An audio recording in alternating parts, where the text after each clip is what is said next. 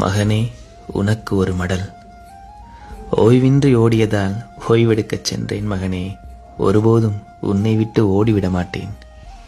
காலை பொழுதெல்லாம் கதிரவனாய் கடந்து விட்டேன். மாலை பொழுது வந்ததால் மயக்கத்தில் படுத்து விட்டேன். சந்திரனாய் என்னிடத்தில் நீ நின்று ஒளிர்வாய் என்ற நம்பிக்கையில்.